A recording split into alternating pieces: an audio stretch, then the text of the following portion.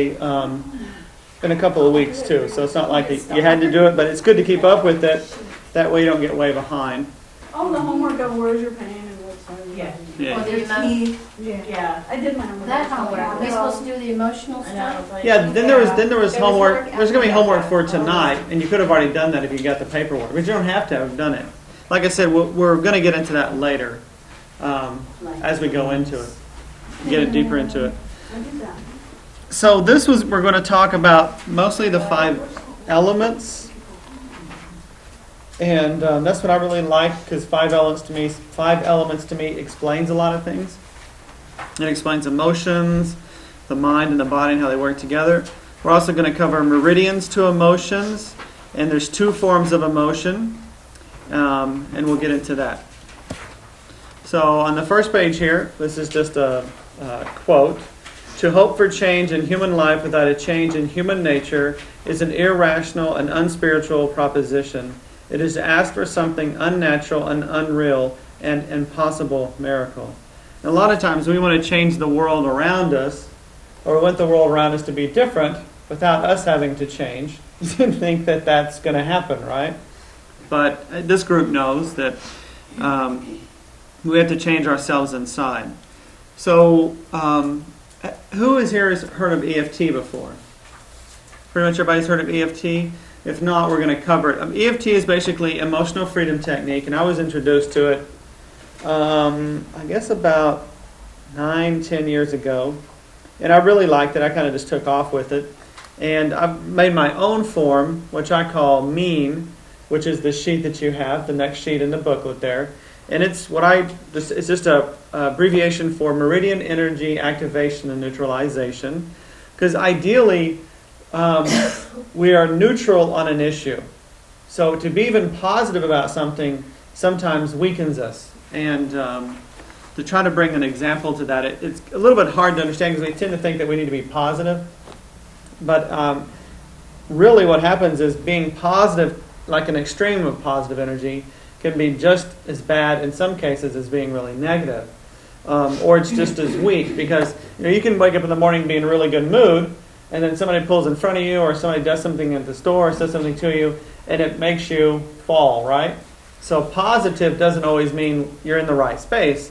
To me, neutral, or in this place where there's no charge, is better than having even a positive mind. So a negative mind is the worst thing to have. A positive mind, contrary to most belief, would be the next worst thing, and the neutral mind is the best thing to have. And the reason for that, because if you're in a neutral space, and it's like a meditative space actually, because in a meditative space, do you tend to be like thinking all positive thoughts? It's really the opposite. It's the absence of thought. It's like being really present. So if I'm neutral in a moment, because sometimes I'll leave here and I'll be all like jazzed up, I'll be all, pumped up, and then I'll be driving like an idiot, you know what I mean? So that doesn't mean I'm doing this because I'm in a positive, upbeat mood, doesn't mean that I'm like, sharing light, because you can be a ding-dong with really positive energy, you know what I mean? I'm on top of the world, whatever. Makes normally when you get cool though. Yeah, exactly. You're like singing it. I was doing awesome. Yeah, right. Exactly, Charlie. So makes me think about Eddie Murphy. In one of his stand-up, he talks about how, when Rocky was a big thing, he said that these little Italian guys would go watch that movie and come out thinking they want to, I'm not going to fight you, and then they get their butts kicked because they thought they were all pumped up, right? So being a real high-charged, positive mind doesn't really put you in the right state of being. And a neutral mind is the best place to be. And we'll talk about this later, but in the heart is like a seesaw. And you've got joy when you're high, and then sadness when you're low. And the concept of the seesaw is it usually involves somebody else. It involves you being up or down. But ideally, you want to be neutral. It's like being in the center of the seesaw. And when I was a kid, I was living in Duncan, Oklahoma, and they had these huge, long, of course they were big back then, but God knows how big they are now. But from my perception, they were huge. Like they had to be 12 foot tall, wood, very thick. And when they went up, it had to be at least 6. It had to be over like a 6 foot high. Oh, yeah. The seesaw.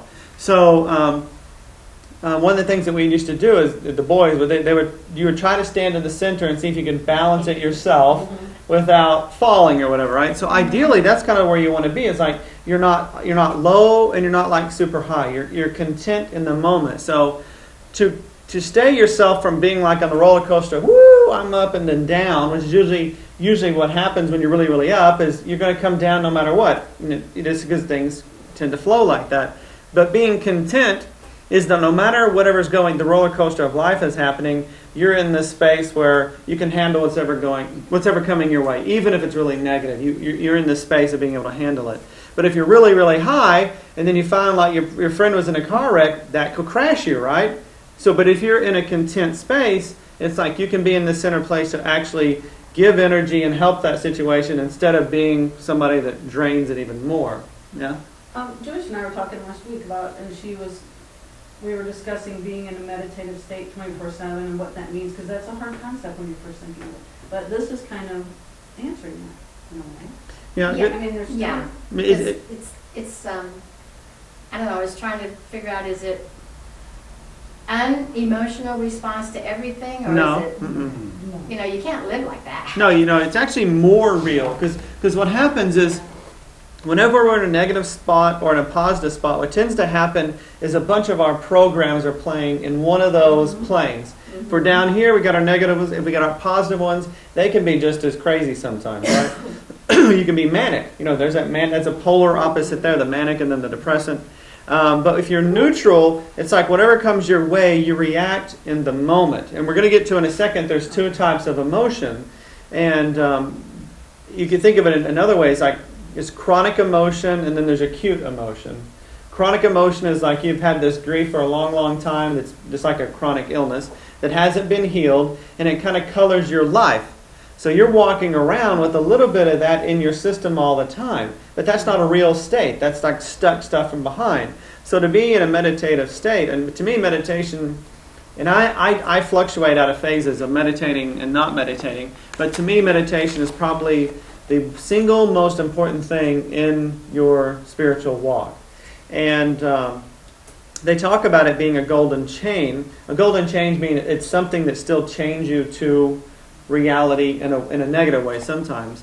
And the reason it's looked at as a golden chain is that meditation is meant to get you to the point, in my perspective, where you have that meditative awareness in all your life. So I think I watched a little bit of it when Eric Toll was on Oprah. I watched a little bit of it, just the first couple of times because somebody invited me over to watch it. And he was talking about how this man would be, okay, everybody shut up, I'm going to go meditate for 30 minutes. Nobody make any noise, and you can't, if that's your idea of meditation, then you're not really getting the whole concept of what meditation's about. If the world has to shut up and be quiet and nothing's happening, so you can be this quiet and disappear from the world and meditate, then you're missing the bigger picture. The bigger picture is being able to be in all of that and still be the calm in the storm. And that takes practice. So meditation helps you get there more and more to where you actually become that more and more, that calm space. But it is a practice. But eventually what happens, that practice should actually begin to not be secluded to less and less time, but should be actually expanding the other way to your mind actually finds itself in a meditative state most of the time.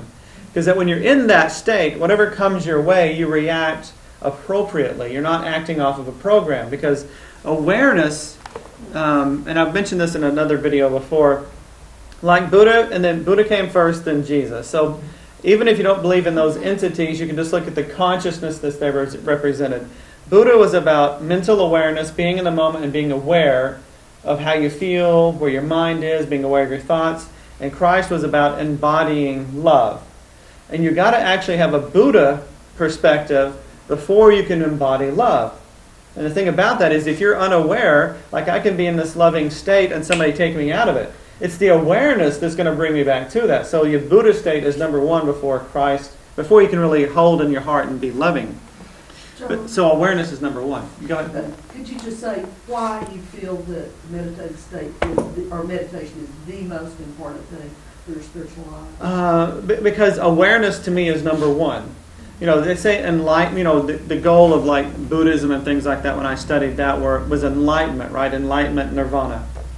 It is the end goal. But that's actually wrong. Enlightenment is the first step, not the last step.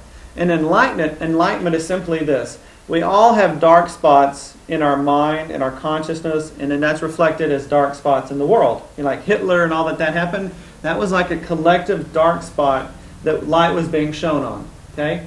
That whole thing happened not just for Germany, it happened for the whole. It brought a bunch of negativity out. I'm thinking globally now, because we're not just individual, we're whole. Okay? So whatever happened with Hitler was shining a light on darkness that it had been there all along, right? That wouldn't have happened. That whole thing wouldn't have happened if everybody had stayed in a certain state of mind and said, no, I'm not going to allow that to happen. I will not be a part of that. That would have never gone anywhere. But no, that darkness was in people and it brought it out. They gave a way for it to be played out. So think of enlightenment as you're in a dark room, which is your mind, really. So there's this dark space in your mind. So if you're in a dark room, and let's say it's your mind, how do you see anything that's in there? What's going to enable you to be able to see anything in that room? Light, right? Okay. So light does what will light do in the room? What's it going to illuminate? Okay. And what is the illuminating doing for you? It's allowing you to see. See, it's awareness, right? Light, period, is awareness. Enlightenment basically means in awareness of. You have to be aware of your shit before you can change it. Serious, period.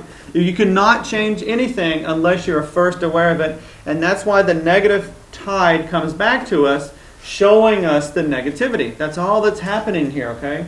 So, like Hitler, that negative wave that was coming was actually a bright light.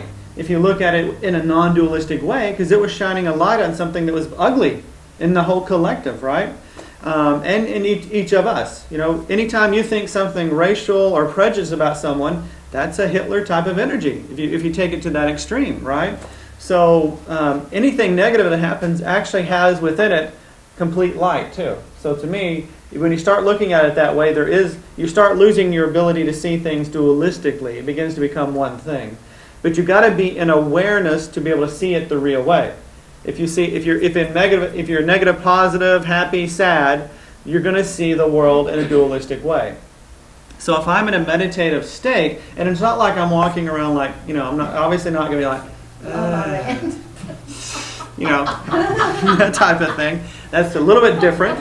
A lot of that is escapism, not being in it. So the whole thing is about a meditative mind. I'll put it another way: is being super present. It's being in the now. And you cannot be in the now unless you're present. And when you're present, light is emitting from you because awareness is there. So however degree you're aware in any moment is how much light is coming through you. Period.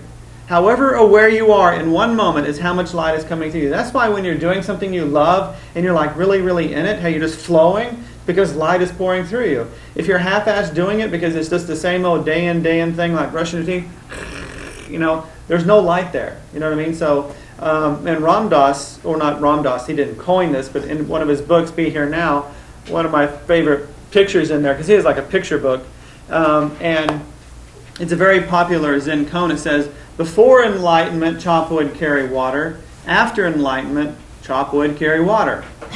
There's no difference. The only difference is the awareness that is present while you're doing it. So ideally, you are meditating, which means, okay, bless you, Tracy. So, so take away meditation and just put 100% aware. If you are 100% aware in everything you're doing, then God is there. And then God can work through you. Because if you're not there, and one of because your programs cannot work if you're 100% there. You catch yourself, and you go, no, I'm not going to let that program play. Ideally, that's the way to be. We're using ways of getting around that and opening up more awareness, but ideally, you're totally aware. You're aware. So if you're completely aware, you'll know when somebody says that, and then you'll see that little thing click in your head, and you go, I'm not going to let that happen this time. You got to be 100% aware to do that, but right now we're not. So we're on the path to becoming that and doing that. So like tapping helps us to do that. It helps you to be more aware. And that's why Clearing those programs. Right, and that's the way I use the tapping the way I do, instead of just focusing on the emotion or the physical pain, which EFT was, you tap on the shoulder pain, and it works, and that's fine. You can just say shoulder pain, shoulder pain, shoulder pain, all these points, shoulder pain, or pissed at my mom, whatever. But I think they all work together. So when you get the awareness, that tends to float. The whole thing goes away. It's not and our problems aren't just simple one-orbed things. They're very complex critters. So this tapping protocol that I put together, Gary Craig is the one that developed EFT, and he was a student of Roger Callahan, who was a psychologist. And Roger Callahan had thought field therapy, but you had to use this expensive device that had to do with reading voice programs, and everything had a very different protocol. So you had to memorize all these crazy protocols and know a bunch about the body. And Gary Craig just made up this simple tapping, at least one point on all the meridians. Okay, and Gary Craig didn't know anything about Chinese medicine or anything like that. Not much about the body, and he was an engineer, I think he was. I just added in a very specific flow. In EFT, Gary Craig starts here. It's a very simple way. You start here, you work down, you tap the points down and off the hand. Okay. The thing about that is that our meridians, even though they're shown as being 12 different streams, they're actually one consecutive stream. So it's not just here's my lung meridian and it's individual from anything else. That's impossible. Lung is where it starts. When you come out of the womb, the first thing you do is you breathe. So lung does this. It comes off the thumb, picks up with the large intestine, which goes on the back of the hand to here. This is on both sides. This is what's happening. And then the stomach picks up, goes down the body, off the second toe. The spleen picks up from the big toe, goes to here. And then the heart meridian comes out of the armpit, goes to here. Small intestine goes the back, up to here. The bladder, so it's one continual flow. Now, if I'm tapping here, here, here, and out of sequence, imagine there's a stream, and I'm tapping here, and I'm tapping here, here, here, here. What happens is, in my imagination, ripples happen from each time you tap, okay? So if I tap here and tap here, I'm beginning to actually create more interference than anything. But if it's one stream and I go tap, tap, tap, tap, tap, tap, tap, tap, I'm pushing it through the system. That's why I tap in the particular order I do, because it's working on how it flows, not helter-skelter all over. That works, but I just like it this way. So when we're tapping on ourselves, we could actually screw ourselves up. Well, any tapping is going to make some change. And the other day, I showed this to somebody the other day, but I have like a little table back there with my computer, and I was working on someone, and my desk was kind of against the table, but I was tapping on the person, which really doesn't, when you think about it, tapping on the person, you don't think there's much movement, right? See, this, Katie's not all shaking or anything, right? So, but what I noticed is as I was tapping the person, which was by their head, and this was down by below their knee, right? What I noticed, it caught my attention. Funny, anything else, you get taught. A lot of our learning, or my learning, comes from just experiencing things and me catching it. Because so, you're in the moment. Yeah, but the more aware you are, you're taught more. So as I was tapping that person, I noticed there's a vibration happening in the water, right? And what does our body consist of mostly? Water. Okay. So when you're tapping, you're actually setting up a standing wave that is flowing through the entire system, which is pretty awesome. So when you're tapping on a meridian point, that's setting up a standing wave to go through the meridian. Just like me snapping a line, how that wave would follow a line, right? You ever done that? Like when I'm rolling up an extension cord or a rope, it's periodically you snap it to get the curl out, right, or the hose. That's happening when you tap. It's like a snapping of that meridian. Okay, so you can bring that into your consciousness if you don't have to, but you can be aware of that. But to answer Katie, no. If you're tapping in different places, usually that's for a reason, and we'll get into that later. But like you could be tapping on something, then like I've done this in group recently. Like all of a sudden you'll be drawn to a particular meridian because it's in that issue most. Okay, so I could go through all of them. Like say here's the lung meridian. Of course it's longer than this entire room if I laid them all out. But let's just say it's this long, and each one's about this long. So if I'm tapping and I realize that the real issue is here, I may just go here to hit it. But ideally, you would sit there and tap, tap, tap, tap. So you're building momentum as you go along. So when you hit that particular thing, it carries on through. Okay? So it's like you're setting up a tsunami instead of just a wave. Because waves they'll lose energy. So that's why it's important to keep moving with something once it's started. So once the momentum has started, you've got to keep that tapping up. That's why I've gone to this 777 thing. And the reason I did that is because, God's number is supposed to be 777, like devil's number is 666. 7 days of creation, 7 chakras, 7 lampstands, on and on. So 7 is like God's number. Is it set up for the way the flow goes? Is Mean is. chart? Yeah. Mean is. Yeah. It's numbered. Oh, okay. You'll see the numbers? Yeah.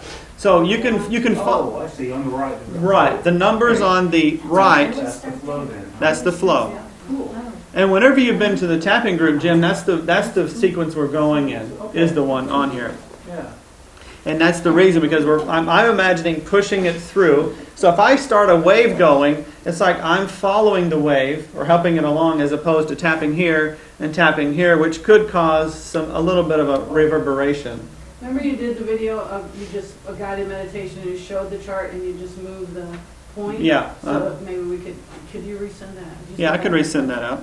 That's something you can watch, because my biggest thing was I wanted to do this exactly right, and I still to this day cannot remember what the sequence is. Other people can, but he did a video, and it was pretty cool, because then it's almost mindless, and I think if we had something like that, we'd just start naturally going to the next point. Does that make sense? Absolutely. Well, it's very much better.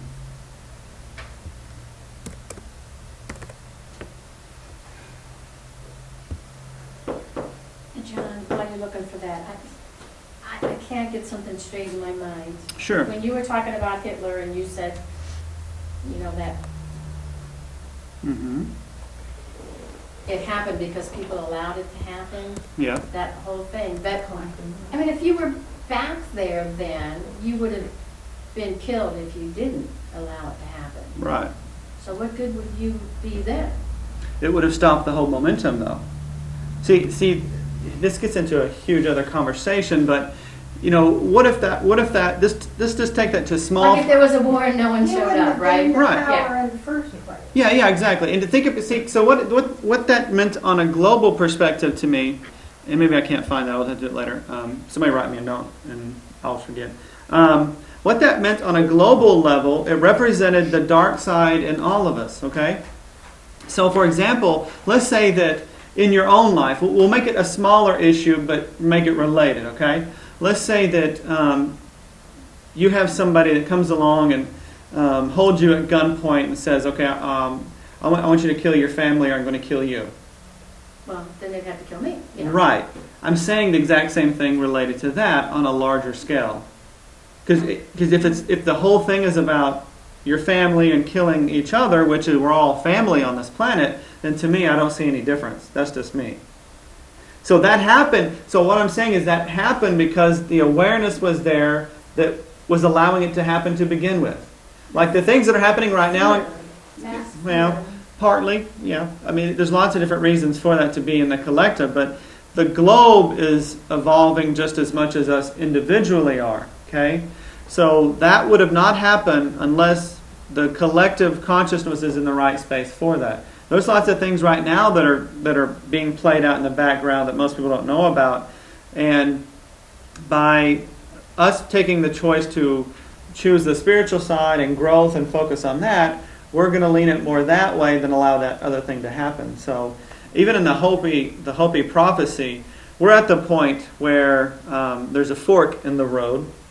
And the Hopi prophecy says is, if we go this way, it'll be the end of us. If we take the high road, we're at the edge of making the choice where we make a leap of evolutionary change, whether it's just in consciousness or where we just finally abolish ourselves. But it has to be everybody voting for this. So Hitler's the same thing. The people that went along with that voted for the lower road. That's just the way it is. And enough people vote that way, that's where it went.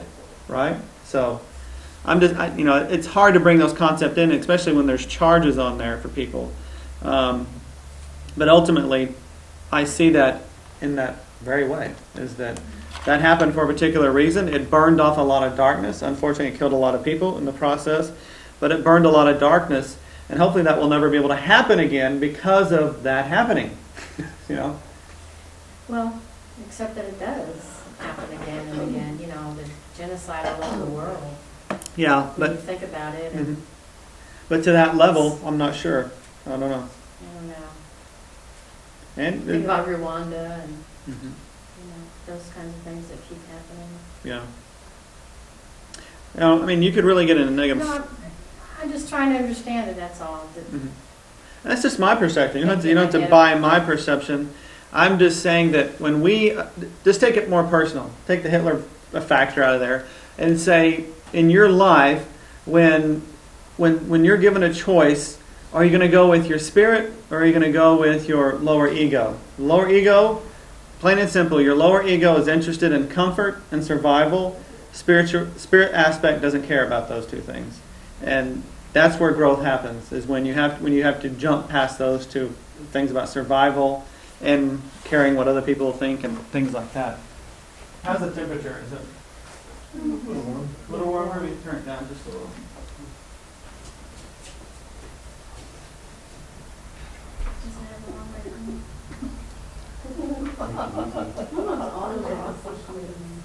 It's just,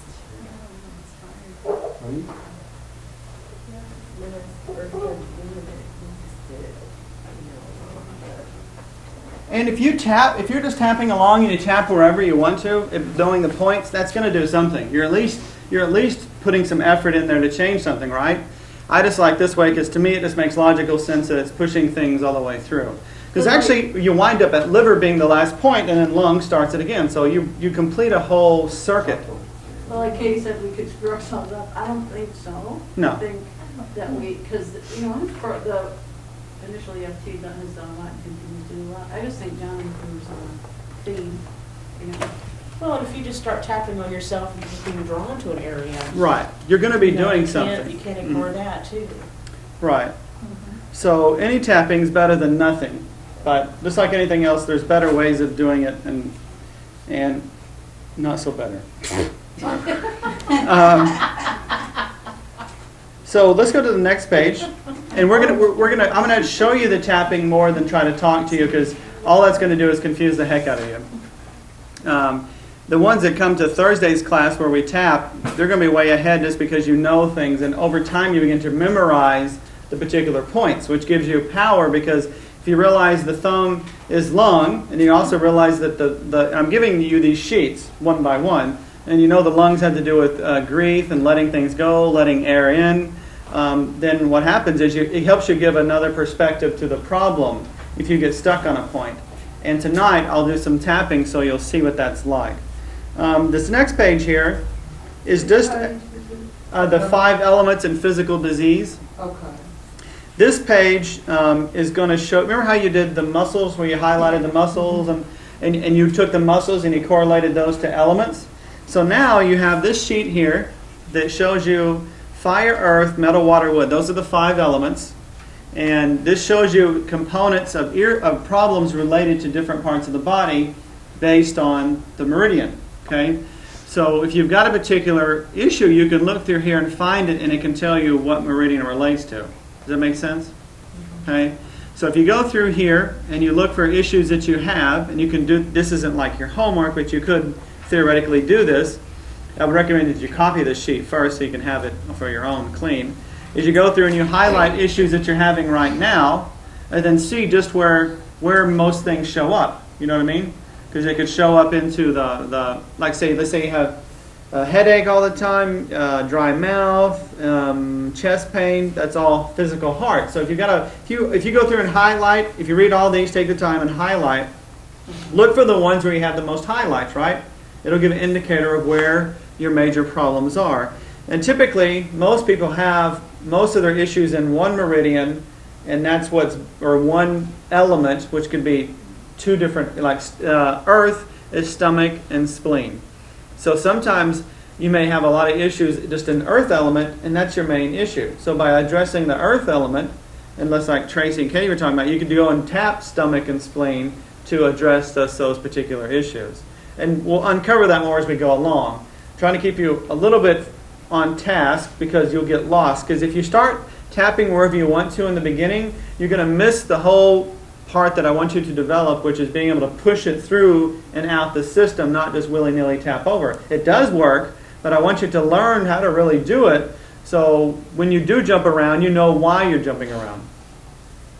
Yes, Mark? Are you planning to cover a little more about the significance of the elements? Yeah, this is what we're going to do mostly today, is the elements. So this is a sheet for you to, to keep. I recommend that you actually may laminate these sheets as we go through, the ones that have like the elements on, because you'll wind up with like 5 or 6 really nice ones. And do I have the emotions? Next week I'm putting you'll get the emotional sheet, which is just like this, but it tells you and most of y'all that's done the tapping, you've seen that sheet before. It'll be just like this, but it'll have the emotional list on there. And I'll use that some tonight so you'll get a feel for it. I'm talking to the people that haven't really seen the tapping much. So now let's get into, I'm not going to read all through this list because it'd just be overwhelming. So let's go to page 11, and I'm going to walk you over emotions related to elements and to themselves. I'm not going to read it just to keep myself on task. Emotions are simply impulses meant to guide us on our path. And there's an error in perception, in my opinion, related to spiritual concepts that there are bad emotions. Like all there should be is joy, okay, or happiness. We have emotions for reasons, and all the emotions are appropriate. So even anger is an appropriate emotion. Anger helps until we live in a society where we don't need anger. Anger is what makes you change things. Because if you see a little child being treated a bad way, anger is supposed to push you, and that's why it's associated with liver and gallbladder, which gets rid of toxins in the body. Anger is supposed to make you push on your reality to change the negative thing that's there. Okay? But this is how it typically happens, though. Is in childhood, we were programmed with things like saying, I don't have the right to be this or feel this way. So what happens is we'll feel certain emotions and we'll stop them from moving through us. So you'll wind up in an abusive relationship and you're getting angrier and angrier and resenting because it's trying to make you move the situation or yourself from the situation, but you're not doing that. So all that emotion does is stir in the body, and eventually it starts to cause physical and worse problems. That's the spiral and the creation from mental dis-ease to physical disease. And there's a real known pathway to that. They are what we react to in our environment. And if you look at the word emotions, I'm always playing with words, it's emotion. Simple emotions are simply energy guides. It's energy that's meant to push us through life. And if we follow our emotions in the moment, that's why it's really important to be aware. If you're really aware, then you can let the emotions guide you properly. When you're not aware, you're in some program. Plain and simple. If you're not in a completely 100% aware moment, that means a program's running. And most of the time, 24/7, we've got 1 or 2 low-grade programs running.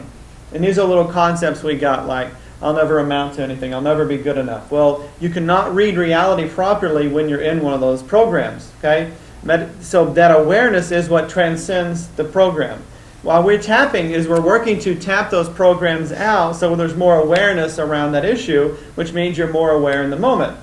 So if somebody, I'll just use an example, the word chicken. And I use this example from Back to the Future. Or like the kid had a discharge and being called a chicken, right? So I don't give a crap if somebody calls me a chicken. There's no charge there. But if let's say I grew up around an alcoholic father who used to kind of torment me by saying, chicken, you're not going to, you know what I mean, that type of thing, you would have a charge on that word. So when somebody called you that would set off. But what that means is you've gone into an old program or something other than being aware. And when you're in a program, the program has very specific responses to that. So what happens is if somebody calls you a chicken and you have a charge on it, you may get really quiet and be really resentful towards the person but not speak up. Or you may get angry. You know, depending on how you were programmed depends on how you will react. But ultimately, you don't want to have anything. You want to be free of programs so you have free will. Because as soon as one of your programs gets set off, there's no free will there. Because you don't have the choice to say either this or that. It's just it's just a jerk knee response. Like if somebody calls you chicken and you don't, and your friend was just joking, and you don't talk to them for 2 weeks, that's not free will. That's just a little ego program that got kicked off. So, emotions, they're what we react to our environment with. These impulses help us to survive, period. Okay? And most of our programs are survival mechanisms that we created. The thing about it is that they only worked in the environment that they were created in. And in most cases, especially all adults here, we're outside of that environment. And we no longer need the same program. So if we're in a new environment and we're using the same program, that program actually limits our life. It's no longer saving us. It's like caging us. I think of them as communication we get from the spirit realm. The emotions are how God communicates with us. When we suppress impulses, our perceptions of reality become tainted and the emotions get stuck within us because we cannot release them for whatever reason. When the emotions have been stored in the body and mind, they deteriorate the body and distort the true expression of emotion. So basically, like you can get in a habit of being angry all the time. That's not real emotion. You're stuck on a wheel, okay? So being aware makes you be aware that, oh, I'm being way too angry over and over. And you can't change that pattern unless you're aware of it. Instead of the emotions guiding us, they tie us up when you're in a situation like that. In relationships, we are drawn into situations that give us the opportunity to heal our wounded emotional selves.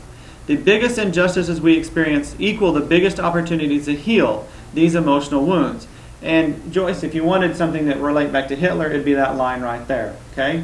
So that huge thing that happened actually healed a lot of the planet just as much as what's hurt. If that makes sense. In a weird way that you had to be out of yourself to understand. You got to go way beyond the small ego perception. So there's lots of ways of looking at the world. We can look at this way or this way. And the higher you go, you get to see the whole landscape, right? So if you're down in the muck, it's hard to see the forest for the trees. But if you can raise up above that, and meditations is really good at that, you can see like, oh, now I see what's going on here, right? But if everybody's down in the muck, they're easily manipulated and controlled. So the negative things that are happening in all the places all over the world still showing where people are stuck in the muck. That's a lower consciousness that needs to be burned out somehow. And unfortunately, death is one of the ways that happens. I'd love it to not have to happen that way. And that's why I'm guided to do what I do, is to prevent as much unneeded sorrow and hurt, in my opinion. That's what guides me to do that. But some people aren't ready for that particular thing, or they're going through something to have an experience to expand even more. So I'm sorry. No, you're always sorry. Well, I'm not sorry to interrupt you. Right. So there is a reason for suffering in the world. Exactly. Yeah. Whether we can comprehend it or not. Right. I think a good analogy is when there's just a devastating wildfire, forest fire. I mean, loss of life, wildlife, loss of plant life, and, some people may lose their life. But in the long run, there's so much benefit that comes back from that devastation. It's a cleansing. Exactly. It has to happen. And I know that the idea of cleansing out of a race of people or a type of people, a religion, that pushes a lot of buttons. I totally understand. It's like, why is that there?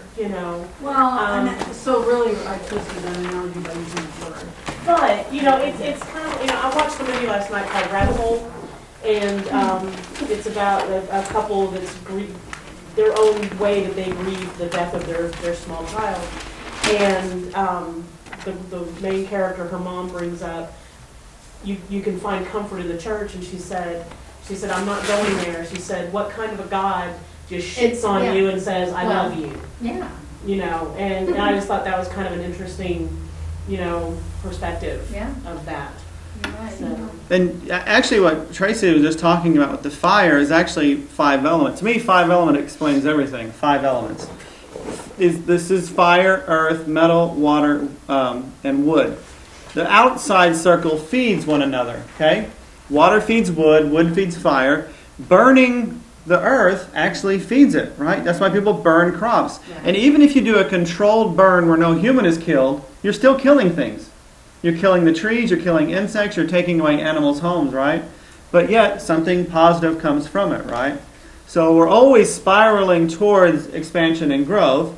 And the inside, which I don't want to confuse too much, the inside star, which you see with Wiccans and pinnacles and things like that, it's not a negative thing, it's actually a very positive thing, is the inside, so the outside circle is like yang that keeps expanding and growing, okay? The inside star is yin, and what's interesting, inside the center of every galaxy, just about every galaxy, is a black hole. And what do black holes do? Suck everything in, right? But at the same time, stars are being emitted. So there's an inside force going in, and stars are spreading, our galaxy is supposed to be spreading apart, right? So that's yin and yang right there. Yin is pulling in, and yang is going out. It's male, female. So then the inside, fire melts metal, metal cuts or pierces wood, wood entraps earth, because if you didn't have grass, which is wood, in your front yard, your dirt just goes away, right? Earth dams water, and water puts out fire. You need those opposite things to make life happen, or there would be nothing here to experience. It would just be a void, because you've got to have two opposing things to make life happen. So yin and yang, male, female, all those things are needed for life to experience. But the thing about that is there's levels of harmony and balance. But here's one of those cosmic jokes, though. Harmony. Tell me the first four letters of that word. Harm. Harmony. It tells you right there, the cosmic joke is that you have to harm something to have harmony. Period. That this building, we wouldn't be meeting here and talking on spiritual things unless trees weren't harmed, insects weren't harmed, and on, right? Your own house, your car. We harm things to live, period. Right. Not just occasionally, it's every moment. I'm breathing, who knows what the hell I just killed, right? Whatever microorganism that flew into me. There's war happening in my body. There's things in there fighting each other. And, it's just the way it is. This is the reality. But there's a perspective that makes it all make sense. And that's where they talk about the non-dualistic mind. It doesn't make sense from the dualistic mind because it's going to see good and bad. It only makes sense as you start to rise above and transcend. And that's the concept of going to the top of the mountain to see the guru. The guru is you, though. Okay? The guru is you. Whether it's just an external representation, it's always you. I'm just me talking to myself as you're here listening to yourself. Okay? And the whole thing about the mountain is, here's the concept here, just in the chakra system. The mountain is here. Okay? Moses went to the top of the mountain, and the interesting thing about Moses is he talked to this figure in a cloud, right? That's even a biblical reference. Right. The pineal looks like a cloud, and the pineal is just below the pituitary. So it's like going up into here, speaking to God, and then bringing that information back down into the body, which the cow represents the physical body, the four different directions and everything. So the whole biblical story is within our own body. That's why it's a holographic fractal, which gets in more in Compton. I'm really going mad here. I didn't mean to do all this at once, but there's so many levels to just your body. You don't need to go to a temple. That whole thing right up here with the sphenoid bone that I did with the skull, that is the Ark of the Covenant. And when you touch right here, this is what part of the body is this right here? The temple. The Ark of the Covenant. I'm touching my Ark of the Covenant inside the temple. And you see that? See the huge dome in there? When you go to cathedrals and things where they make that empty dome, they're basically representing that. It's within us. You don't need to go to a building. You don't need to go to anywhere. You have God right here at your fingertips. Well, even right Jesus taught we have to go with Him. Right. So, and he was trying to get rid of that whole concept that we need to go to somebody to pay for. To do a sacrifice. It's all within us, the period. Could you name off those points on the star again? Yeah, fire, earth. Let's see if I might have it in this page. Metal, water, and wood. You're going to eventually have a picture of that, Mary Ellen. It'll be in your booklet. Okay, so in relationships, we are drawn into situations that give us the opportunity to heal our wounded emotional selves.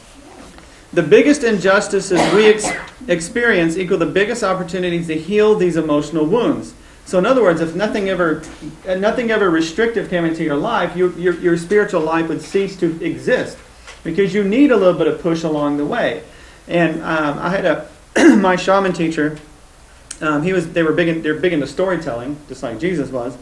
And there's a story and a reference, but basically, to distill that, it says if you're not pushing against the world or challenging yourself in some way daily, you're not living and you're not growing spiritually.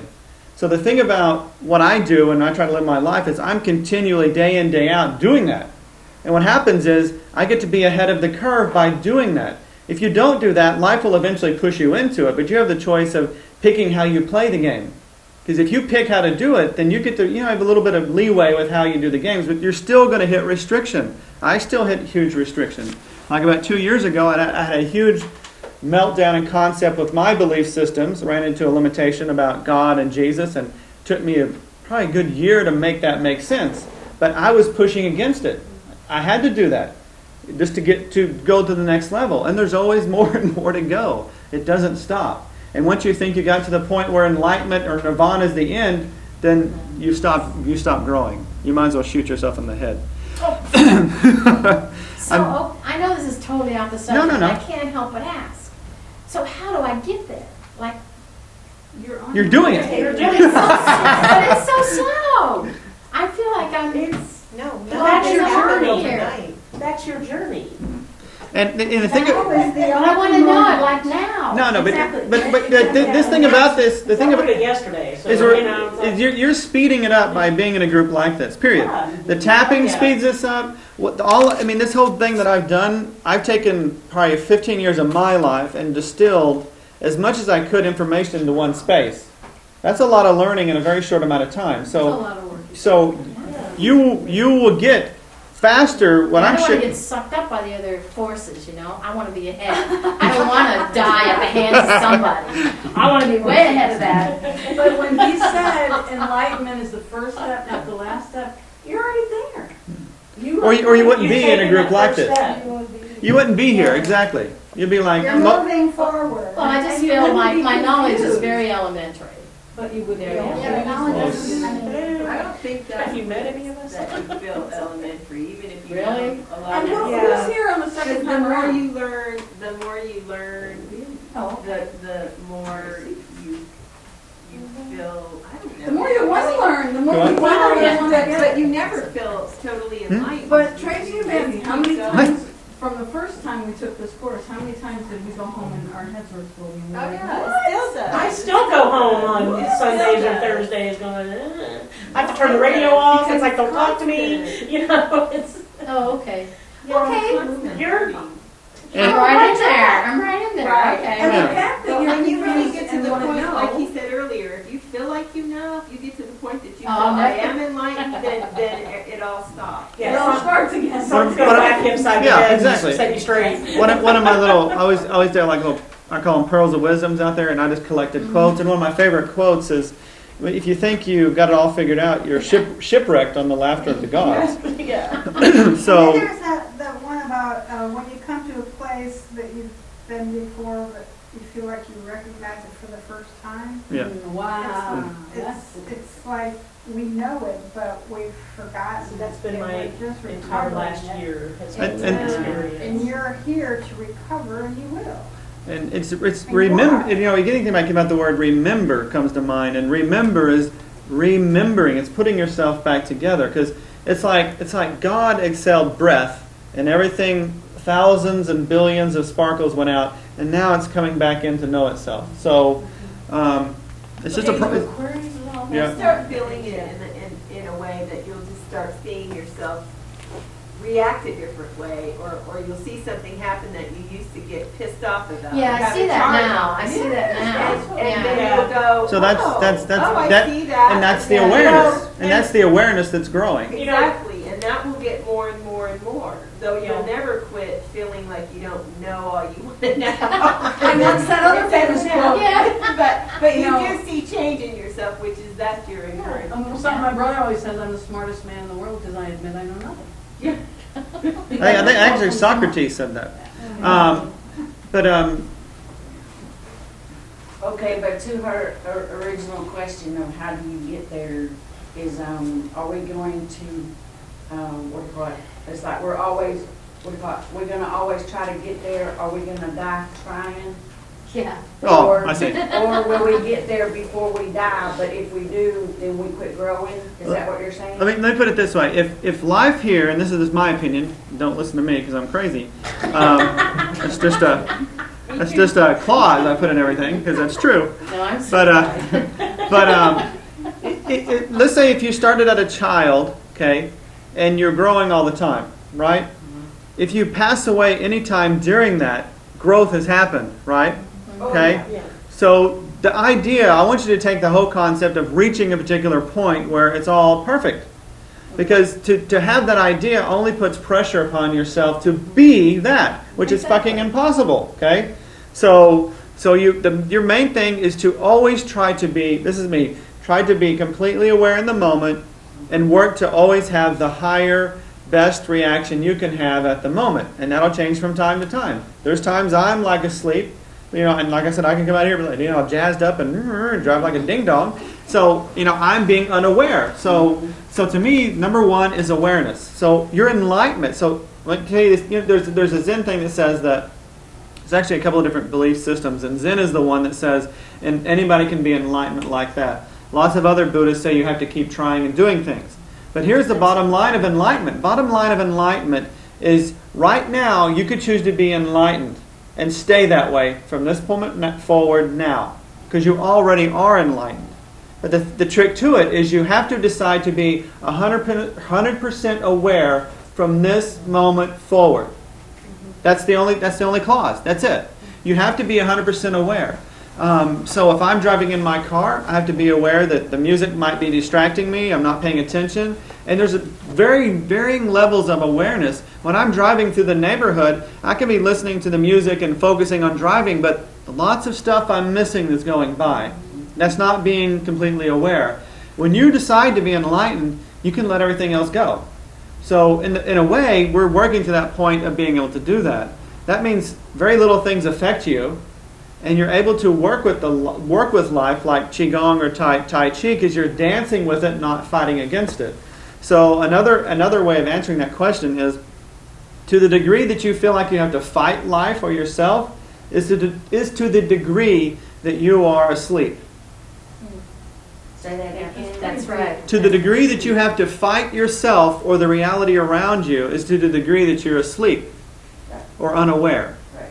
So, and I still fight myself, but there's we all have these little things, and we got that one on each shoulder, where really they're parts of us, Right. It's like, but I really want to feel this right now, instead of choosing that, right? So, But that's, if we have transgressions, that's not nothing but a thing, because it's all good. There's Nothing no but a good, thing. bad, right or wrong. Right. It's what it is, Mhm. and we continue to move forward. And the analogy of being in the car and the music's going, you're missing stuff. You can also have the music going, and you can still be aware of those things. And the thing the thing I wanted to bring a thing there is that if you're enjoying the music, you're putting your awareness on a particular thing. So sometimes what happens is to not be 100% aware, we choose what we want to experience. So if we choose one thing, we actually unchoose other things. And we're free to do that. This is what being an individual life form is about, is you get to pick and choose but you can also pick to be the 100% all the time. But your life will not look like anybody else's. It'll look like Buddha's or Jesus's or Krishna's or anybody else's, where they just don't fit the norm anymore because they're not living life the same way. And there's lots of things that aren't unimportant, because there's most of the life that's around us right now, and I think it's this way on purpose. Just like going back to that movie. Adjustment Bureau? Thank you. Oh, the Everybody- adjustment here. Yeah. It's like it's made. We have all this restriction and distraction, making us choose to not be that way.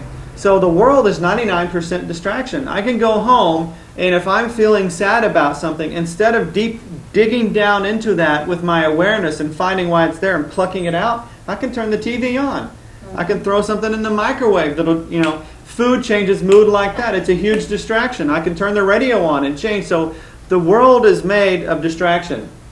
The ones that travel the sage path, it's not a fun path to some degree, because you're choosing to give up some things that a lot of people take for granted. For granted we take most of these things, but ultimately they're distractions. TV and things like those are fun, but they distract you from what's really going on. When you're in that moment, if I'm watching a TV program, and I do movies usually Friday and Saturday, that's, I don't watch any TV, but I do movies. It's like when I'm in a movie, I prefer to be in it. So that means I'm not 100%. I'm not being 100% aware. I'm being in that. Okay. So if I've got the TV on, the radio on, when I'm driving my car, whatever, I'm choosing not to be 100% aware. And sometimes it's fun not to choose that. You know what I mean? So sometimes it's fun to have a beer because that's choosing not to be 100% aware. It's limiting your awareness. So it's what you want to choose. But we can go way off in one direction. But taking all that away, I want you to at least be able to choose more and more, and then expand more what you don't want to experience, and choose what you want to experience. So what happens with us now with our programs is we choose unconsciously. We don't have free will. Okay? That's the part I'm after. So you can take it even deeper, where you want to be a Buddha, if that's your thing. But ultimately, just try to be where you're in control and being aware of choosing your consciousness at any given moment. If somebody says this, and you sets off a trigger, and you start acting crazy, and there's party going, I don't want to do that, but party's like, I really like that. You have to be able to say, no, I'm aware, and I'm not going to do that pattern anymore because I'm not going to do that the rest of my life. That's the awareness I'm looking for. Okay. Thanks. I know it's totally off subject, but I appreciate it. Oh no, it's not the subject. It fits perfectly. And anybody asks questions. The people we come in contact with are there to move us in some direction to clear blocked energy. There is plenty moving to do because we are all crippled and or paralyzed in some way. Before we get any further into emotions, I want you to be very aware, and I already mentioned this before, there are no bad emotions. All emotions are required for someone to live and thrive. If anything bad comes from an emotion, it is from our misdirection of our charge. So let's say somebody cheats on you, right? If you go slash their tires, that's a misdirection of the anger. The anger is there to make you say, why am I in this horrible relationship where I'm being abused? No, I'm taking that energy to push me into a better way. That's how you use emotion, not misdirect it in these crazy ways, right? John, you said an eye for an eye will make the whole world blind. Exactly. Right. Very quickly too. I think if that started, I think it would happen overnight. We would all wake up blind. We only have two. Yeah. But if that's how things spread around the planet quickly. Yeah. So there's 5 basic emotions, and this goes back to the fire, earth, metal, water, wood. So in the heart. And we're going to get into the other correlations later. We'll just keep it simple. Heart is sadness, and it's also joy. It's that seesaw, okay? But on the negative side, it's sadness. Stomach is worry. And think about it. You know that term, when you're nervous, what do people say you get? Butterflies where? In your stomach. In your stomach. That's not your stomach. That's the energy center being disturbed. Okay, grief relates to lungs. Doesn't that make sense? Like when somebody's crying, when there's really grief and crying, it's like you lose your breath. It's like that type of crying. Fear is related to kidneys, and fear is healthy. If you're walking along and you get the little spidey sense saying, "Hey, there's something scary down this alley," right? That's appropriate feeling. But if you're afraid of going outside, that's crippling. That's something. Bless you. That's something that you want to bring. That's something that you want to bring awareness to clear out. So there's varying degrees of all these, because in a second I'm going to take it to another level, like this one here, where worry will actually eventually come in anxiety, and anxiety is a pattern. It's not a real emotion, because there's unreal emotions and there's real emotions. So the 5 real emotions are joy, sadness, worry, grief, which just means loss, fear, and anger. And all of those are positive. They move us through life. If we didn't have those feelings, life would just cease to be. You know, without your emotions, would you do anything? I mean, I wouldn't be motivated in the morning to get up and, I mean, you know? That's that. So love is the main emotion catalyst for growth on all levels. And to me, love is not so much an emotion as it is a natural state of our being. Did you say what anger is related to Wood. liver? Liver, gallbladder. Yeah. And it'll all make sense too more and more as you understand what different things, like the stomach. Stomach is associated with worry. And the stomach chews things up, right? The worry is the thought process. So worry is needed because if you're worrying about something, you're chewing it up, you're breaking it into pieces so it will make sense, right? So sometimes you need to worry about something to figure out the answer. Once it becomes anxiety and all you do is you chew and chew and chew on the same thing, that's no longer a real emotion. That's a negative pattern. And we'll get into that in a second. You know, if I could just kind of interject a little thing. The past week and a half, I've had 3 major issues come up in my life. And these are things that I've been praying for, working on manifesting, etc. And of course, they all happen like within 48 hours. Really? When it rains, it pours. Can we get a little bit of clarification here? Maybe a breather. And I know that a year ago, where I was emotionally and spiritually in my life, I probably would be back on antidepressants and, you know, just this close to being committed somewhere. But just in learning, and I guess this will help you hopefully, just in learning how to deal with, you know, the stuff that we've talked about, emotions and stuff like that, it's like I've just allowed it to go, let the universe handle it, and I'm back again waiting for answers, but I'm not, you know, just like freaking out about it, and or getting depressed about it because, you know, it's like, okay, if this happens, then I have to do this. But if this happens, you know, because one of the decisions that I have in front of me is possibly relocating to the Metroplex. And I'm not sure if I want to give up stuff that I have become involved in here. And, you know, so that's been a very emotional thought for me. And I'm still, it's like, okay, so if I'm actually offered this job, what do I do? You know, so. But I'm just kind of impressed myself with how well I've dealt with all of this big snowball coming at me and just dealing with it. So cool. I feel like that's a result of That's a result of this. The group. I believe so. I honestly believe so. Because a year ago, I was on very high-level antidepressants and seeing a psychiatrist once a week. And I guess it's been about a year since he and I together decided I don't need the medication anymore. And it's because of the previous year of working, you know, with this group. So I mean, like 2 years. So let's carry the meridians to emotions. Every meridian has a corresponding emotion. Emotions we resist are stored in specific organs or body parts. So if we don't let the emotion move us in life, which is actually moving us, what happens is it goes down and gets stuck in the body. And then what that happens is it blocks the meridian, it blocks the organ, and eventually disease. Sometimes the pain in the gallbladder is showing an imbalance in the emotions of the liver. And I'll explain this later next week more because, see, there's a pairing, liver and gallbladder together. So sometimes there's maybe a liver emotion that the gallbladder is showing. And next week when I show you the sheet, it'll make more sense in that way. This can happen because of yin and yang. Because I maybe throw a lot of information out there, but the solid organs in the body are yin. They're feminine.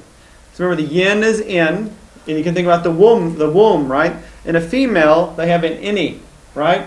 And on a guy, they have an outie, right? So in, yin.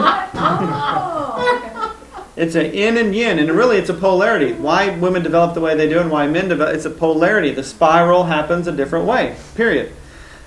Period. Anyway. What did you mean by solid organ?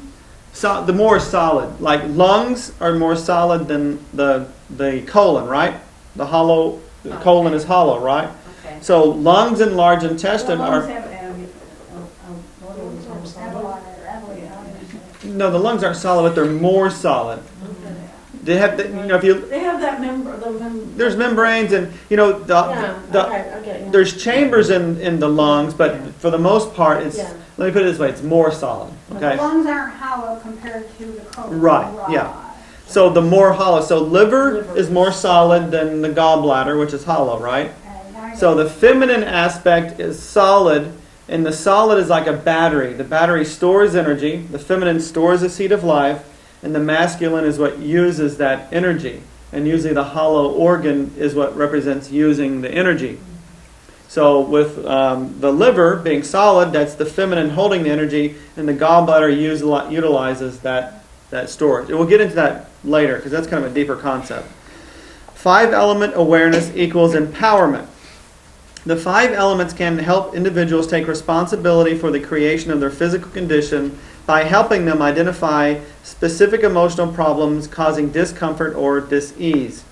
We cannot surgically remove the cause of an illness by removing an organ. That's why we can have cancer that reoccurs.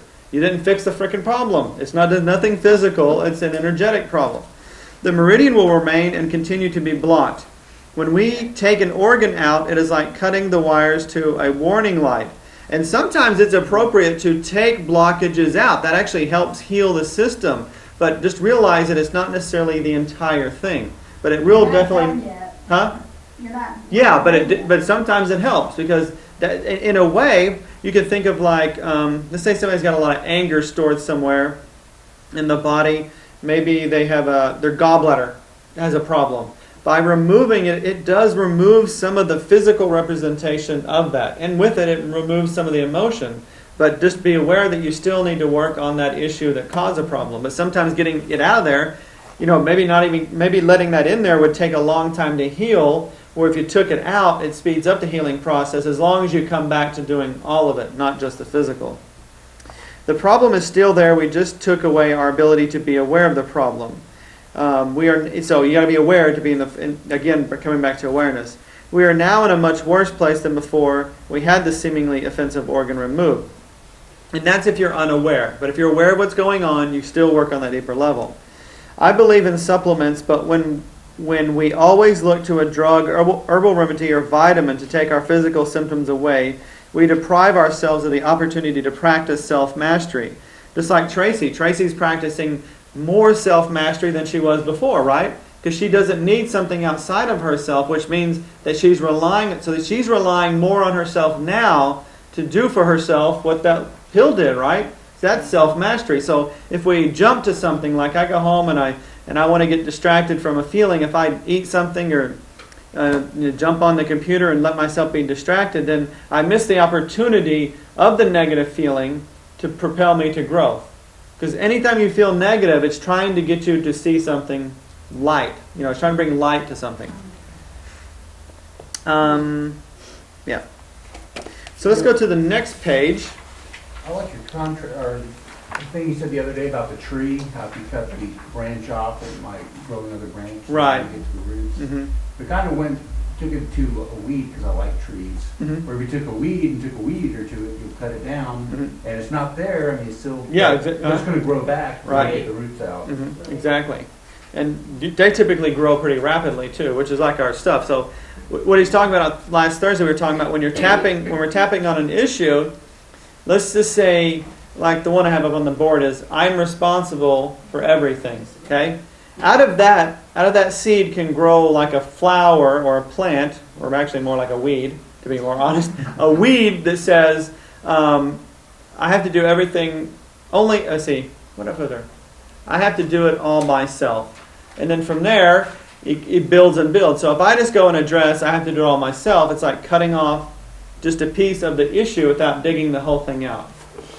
I don't want to jump into that too much right now, we'll get all confused. So this chart here shows you the different organs that are related to each element.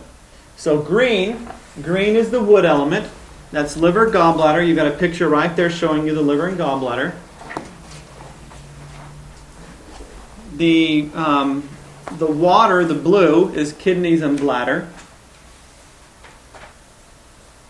The metal or air, it's metal or air. It's this one, Mary Ellen. You see that one? Okay. The metal is lungs and large intestine.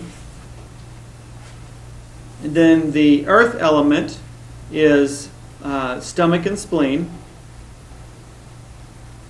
And the fire element is the heart and the small intestine. And they all relate to one another in a special way that we'll get into more and more. Like you may be saying, how does small intestine relate to the heart? They're not even close to one another, but they do. So like I mentioned before, the wood element is about anger. It's about changing your environment, okay? So it activates and stimulating you. And to think about things that are bitter stimulate your liver gallbladder. So coffee is an adjutant. It actually makes you a little irritated. So you can tell when people drink too much coffee, they tend to be on edge and irritated. And the crazy thing about the world is a lot of people are doing that don't need to be doing that, because it's making that area inflamed and more irritated and angry and building. And those people tend to be on edge a lot. I can't drink coffee because I'll go right into, being driving along. Yeah. You should ride a bike, John. Yeah. So instead of doing that, I'm conscious in the moment. And I say, no, I'm not going to do that to myself or anybody else. But if anger stays somewhere too long, it becomes rage, road rage, right? So in other words, if the emotions are supposed to come up and then go away, like something comes up and you get angry, that emotion was supposed to be there. But if you get angry and you don't let that dissipate in some way, like we have lots of things that happen in our past that we tend to be angry about, if that never dissipates, then that energy is stuck in this meridian, and we tend to be at a low-grade anger within us, or an irritation. If it stays there long enough, it can become rage.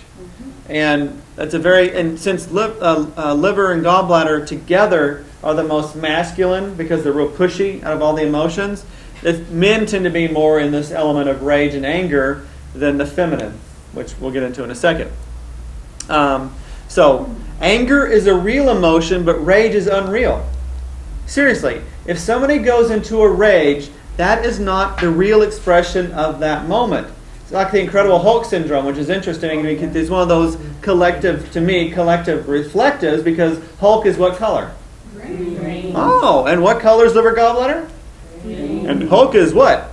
Angry. Hulk's mad. Right? So if you store your anger up and you don't express it, there's times where you become hulkish and you act crazy, right? And that is an unreal thing. So emotion needs to move through you. Even if it's anger, you express the best way you can at the moment. And sometimes we'll avoid anger because especially empaths in this room, we'll avoid anger because we don't want to hurt someone. But if you never learn how to express your anger, you're missing a whole component spectrum of your spiritual life. If you can't say no and be comfortable confronting others, then what happens is it sets there, actually takes seed in this area and can cause cysts and all kinds of things. Anger is it's like a diamond. It gets compressed instead of being blown out. It's my favorite color. And where do the colors come from? The elements, like the wood, if you look outside, wood, most things are green, right? Fire is typically red. The earth is like an orange or a yellowish color. Water is blue. And the metal or air, the colors are white. And since we can't necessarily use white to express everything, it's either white, gray, or black. I think that's all of them. It's interesting that the liver produces bile, which is green. Right, exactly. Literally green, Yeah, very literally. yeah. And actually green things do what to the liver gallbladder? Cleanse it. Right? So if you want to cleanse your liver and gallbladder, you eat green things like kale, the bitter things. Bitter, not coffee, because coffee is not the exact energy. So Green leafy vegetables. green leafy vegetables, not coffee. Broccoli. Kiwi. Kiwi. Kiwi? Yeah. Yeah, good broccoli. And so the next one is kidneys and bladder, and it's fear. So like at a low grade, it's like you're alerted to something. When you're in the moment, it's fear of something. But if it stays there long enough, like you had a childhood fear, you become paralyzed. And an example of that is like a phobia or something like that. But being paralyzed is not real. So if you can't go outside your house, that's not a real emotion. That's some pattern that needs to be changed, needs and can be changed. Lungs and large intestine are about grief. Okay? And it's also the concept of being aware in the moment, because deep breathing is bringing you into the moment. That's why breathing is used in meditation, and it's the very first thing you do when you come into life. If you don't breathe, you never are aware, right? You're dead. So, and then what happens is if grief stays there long enough, if you lost someone and you're unable to let that go, then what happens is it becomes clinging and controlling. You try to control yourself and everything around you because you're trying to keep from losing again. And you cannot stop that because things are always going to come in and through you all the time. Because life is a flow. You're going down in a stream. You can't stop the stream from flowing. It takes a lot of effort to do that in order to live. Stomach and spleen. At the very basics, it's always processing stuff. The emotion is worry. And if worry stays there long enough and you get a negative pattern, you turn into a very anxious person. Anxiety. Okay? Heart and small intestine is basically feeling. Sadness is the negative component of that. And if sadness is there long enough, you become depressed. But depression is not a real emotion. Now these are real states. Okay? Somebody can be enraged. Somebody can be paralyzed. Somebody can be controlling. Somebody can be anxious. So you can't say that those are unreal. And somebody can be depressed. You can't just say, oh, you're depressed, it's all in your mind. That's untrue. Right. But, well, in some way it isn't just in their mind. No. But what it is, it's sadness that they never let go of. So it's depressing. They're trying to hold that sadness down. And the longer you're trying to hold something down, it takes a lot of energy. And the fire, and you start losing the fire because every day you're pushing that down. It's like, ugh. And then you wind up in a depressed state. I always tell people when I explain this to people, I tell them that the emotions in the middle are real and useful. The ones to the right become useless. Yeah. You're useless when you're in these, because you are useless, period. Because you piss off people in this way. You can't live your life, and you're irritating to people here. You're irritating to yourself here, and you're just trapped. But ideally, in nature, animals are more real than we are because they'll have something come up, attack them, they freak out and get worried, but then the adrenals calm down and they relax. And that's why fear is associated with the kidneys, because adrenals on top of kidneys, fight or flight comes in. And the thing about us is we remember things. We have patterns and we make up stuff in our head. So typically why I have this chart here, and just skip to page 15, is if you have some anger from childhood that you never let go of, your resting state is somewhat always in an irritated state. That means noises and things like that will irritate you because deep down there's still a state of irritation in your environment. You cannot relax completely because this anger is in you.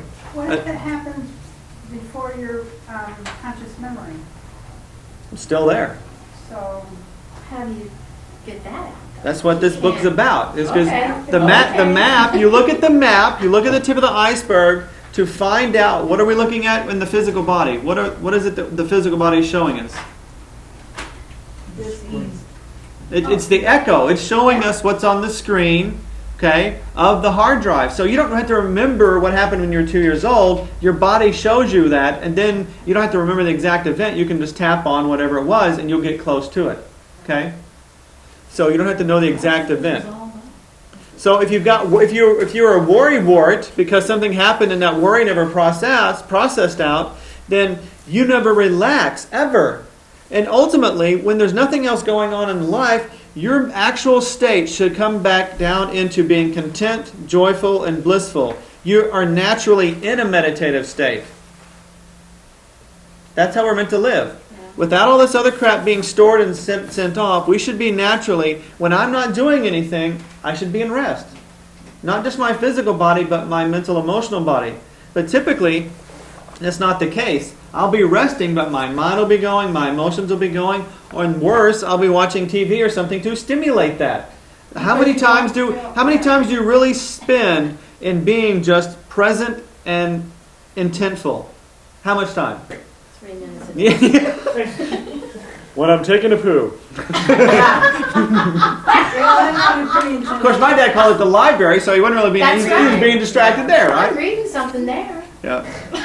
And another, that's another picture. That's another picture in Ram Dass's book. Is it's got a guy sitting on the toilet. Not really graphic, but all these people doing different things, and it's about being in the moment, no matter what you're doing. And we now with our cell phones, 24/7 distraction. Yeah. Yeah. I mean, I can be sitting in a classroom and I'm distracted. I can be taking a toilet, whatever. Doing my You don't bring your phone with you, do you? in the toilet. No, you wouldn't do that, would you? No. Talk on your no. phone while you're on the toilet? Oh, not talk. Check Facebook. Like, dude. Texting or I whatever. think it's been done before, though. Yeah, just don't flush. Yeah. Or you're always covering your phone and they go, is it raining? It's like, we're in the bathroom. Or if it's a really close friend, you go, hey, you're going to go to the bathroom with me. They're like, okay. Yeah. So- I mean, yeah, I've done that too. Whatever. Thanks for knowing. So there are two forms of emotion. We have acute emotion and we have stored emotion. This is stored emotion. If you have something that was in you that was never resolved, it's stored and it's always working in the background. Okay? It's irritating you or it's causing you to worry all the time.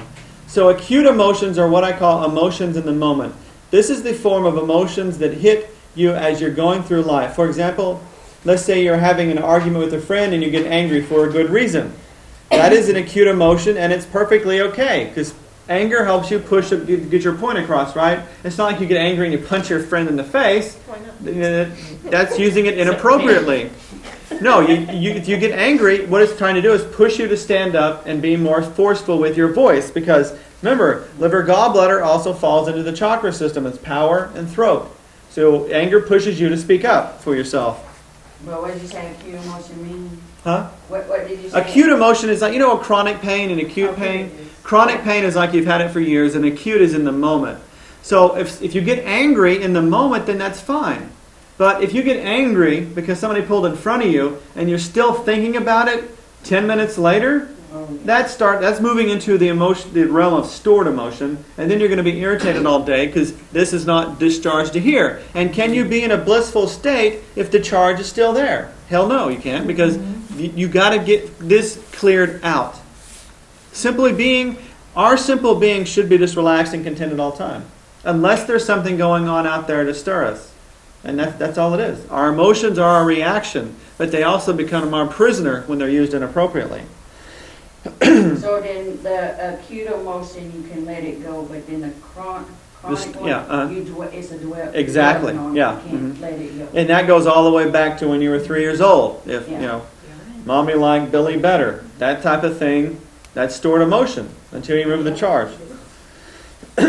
That is acute emotion, and it's perfectly okay, even required that you express your feelings in the most productive way as possible. So if you get angry, you express your anger, but in a positive way.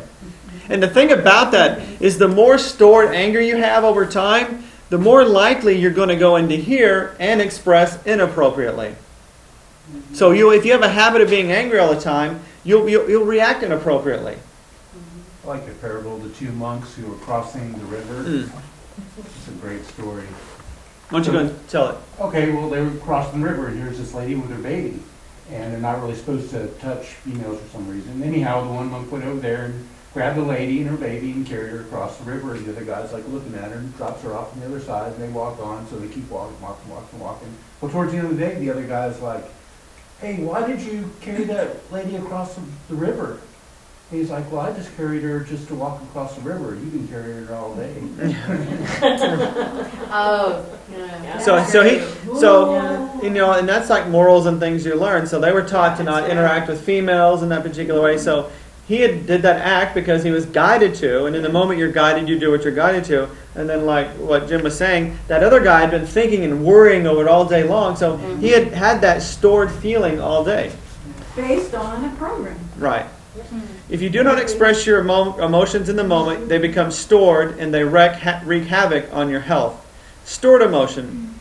If you do not emote in the moment for whatever reason, fear, lack of self-worth, etc., the emotions are stored in muscle, fascia, organs, and even bones. Stored emotion is basically emotion from circumstances in your life that you could not release, give away, or forgive in the moment. And that the whole concept of forgiveness is forgetting and letting go of this, period.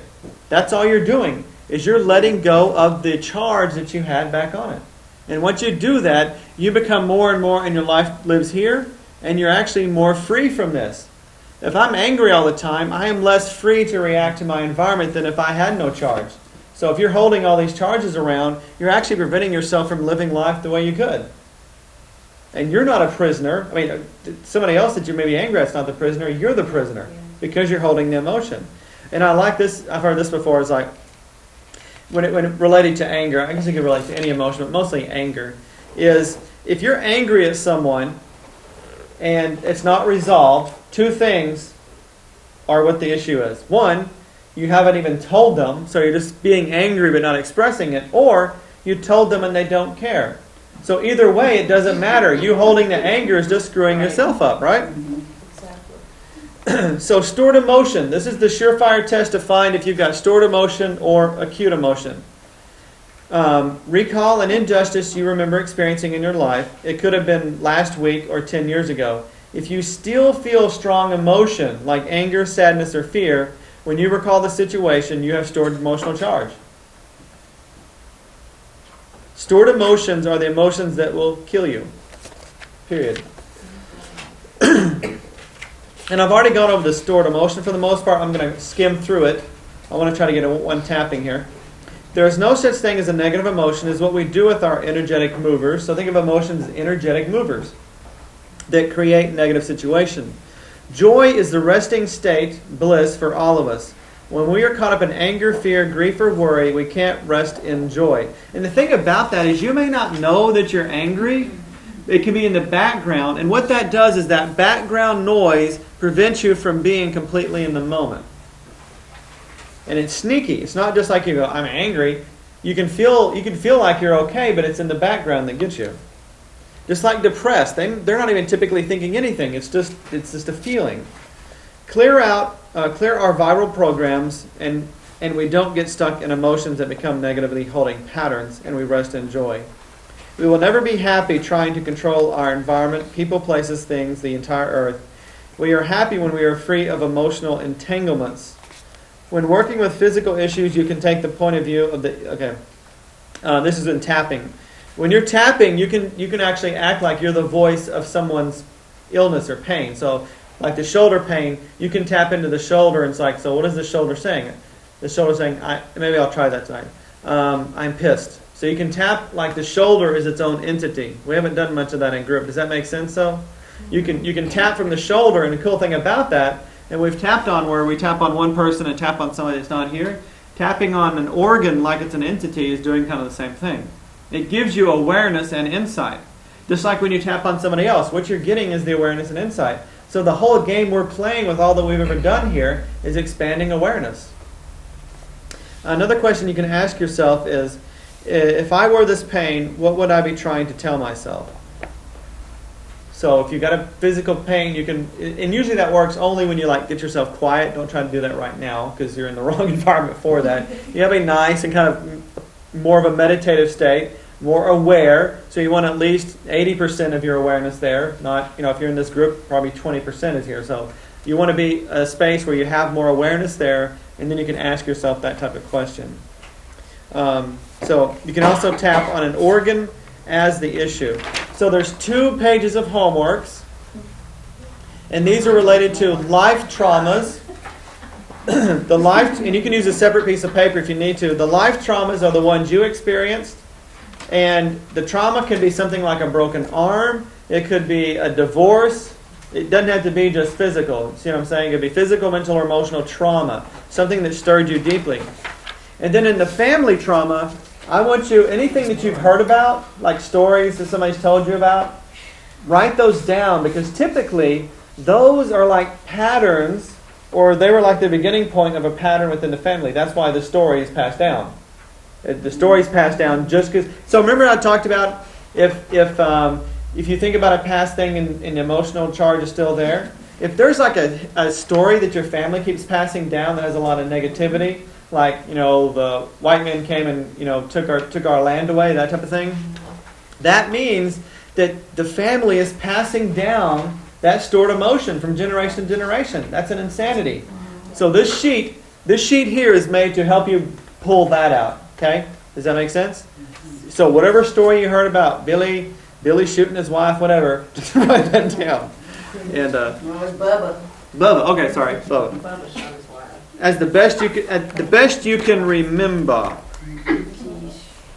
John, I want to ask you something. When I was doing the exercise, most of the pains that you mentioned are muscle pains, no bone. Because what I feel is not pain is in the bone, and I feel the damage that is in the bone. Oh, you feel bone? Okay. Skeletal system is another character, and I get into the skeletal system. Actually, let me jump forward here. We get into the skeletal system next week. And the crazy thing about the skeletal system, just to show you this picture up here, is this came to me, one of those awarenesses, because everything out here is really a reflection of inside our body. But this is what on the left side here. I know it's a small picture, That's but a panel. It's circuit breaker, right? Mm-hmm. And you have wires coming out of each side, right? That looks suspiciously like a spinal column. Okay? You even have the little, those little flips where you turn off and on? That's the spinal processes. The spine actually has these spikes that stick out of your back, and those are why they call them the spine. You have these spinal processes. And what happens is, like if you're looking at me here, if we get a misalignment, that spine will be to one direction. That's how a chiropractor's going in there and messing it, right? So basically the spine is like your breaker box. So what happens is you can get your breaker blown, which means the nerves going to certain organs are affected. But with a breaker box, there's a couple of different ways that a short circuit can happen. I can go out there manually, boom, turn it off, right? Or what's another way that one of the breakers can be blow, which means what? Overload. Too much power. From what? One of the outlets in the house. From the energy. Yeah, the appliance or whatever. So the spine is very specific. I think I have this page in here for y'all. Yeah. So each one of these vertebrae relates to a different part of the body. So just what Jim said is, if your heart has got some issues, it can blow the spine out.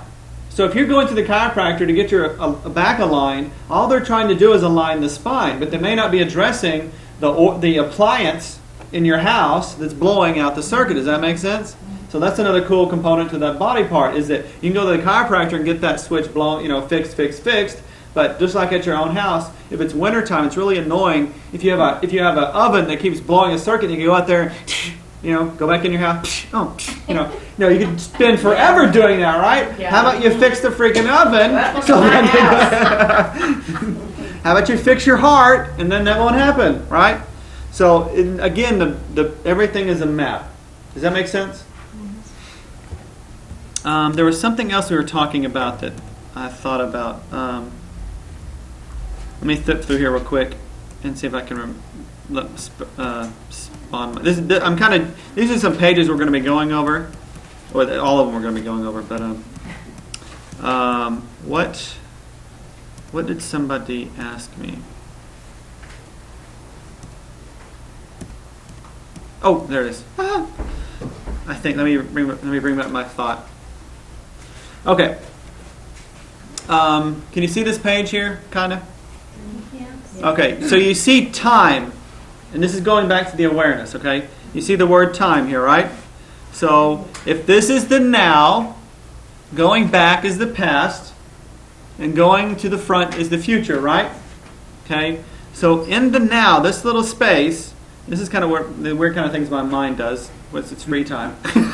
So I was like, So if you make a circle around the two letters that being in the middle of time, you get I am. Okay? I am is only present in the now, period.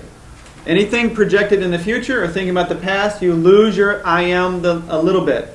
So the amount of awareness about your meditation, if you're 100% here, you're 100% I am. Okay? If your awareness is in the past or whatever, your limited awareness shows up as coming from that area. So the less you're present, the less meditatively aware you are, the more you're spread all over the place. And you're either in the past or in the future. Time is a concept, a form of the ego. Over-identification with form, material, disconnects us from the spirit, our essential selves. That just talks about the myriad distractions all around us. The only true moment now is a fine razor's edge, resting between the past and the present. This is the only space where the essential self, the only I, can be found. That's where Buddha rested. That's where Christ rested. And that's a fine razor's edge to be there. Because it just takes one little distraction for me to fall off of that. That's living it. That's living the awakened life. Is being so present in the now that there's no other thing. I have no past. I have no future. I am simply floating along with the stream. That's to live life to the fullest. And as you go, emotions come, they go through me, and they go on. If I've got a charge, as things come through me, since I'm not floating through the stream, I'm moving through it, then if I've got a charge with something, then what happens as the stream flows through me, it sticks me. I get stuck. And I get further and further from my I am. Does that make sense? So, I